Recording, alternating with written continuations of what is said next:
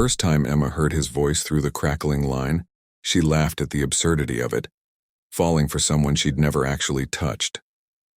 "You talk like you're in a movie," she teased, listening to the faint hum of traffic in the background of his apartment across the country. Little did she know that voice would become her lifeline. Emma and Liam had met at a conference in Paris, two strangers connected by a shared fascination for photography. A single week, a few coffee breaks, and countless stolen glances had been enough to ignite something neither could ignore. And yet life, practical, relentless life, tugged them apart. He returned to San Francisco, she stayed in New York. At first, the distance felt like a canyon. Texts went unanswered for hours, and video calls froze at the worst possible moments. But slowly, they began to learn the rhythm of each other's lives. Liam would leave voice messages while walking to work, describing the way the fog settled over the bay. Emma responded with photos of the city skyline, the lights flickering like fireflies, and sometimes just a simple message: "I'm thinking of you." One rainy evening, Emma found herself laughing at Liam's attempt to cook pasta over video call. He'd accidentally dumped the sauce on the floor. "You'll never survive in Italy," she said, giggling.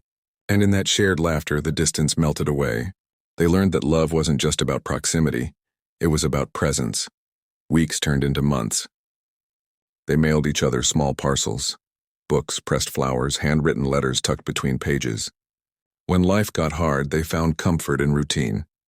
A Sunday morning call became sacred. Thursday nights were for movies watched simultaneously, pausing and texting reactions in real time.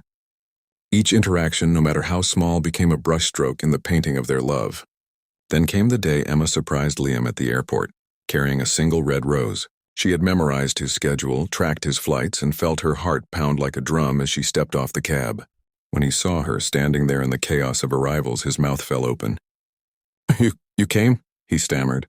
Words weren't enough, so he simply held her, feeling the months of distance collapse into that single embrace. And in that moment, Emma realized that long-distance love wasn't a trial to endure. It was an art to master. It demanded patience, creativity, and trust. It thrived on small gestures, shared dreams, and a relentless commitment to connection.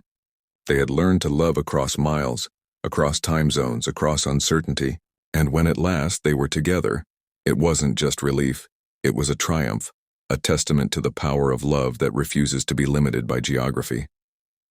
Because love, Emma realized, wasn't measured by how close you were.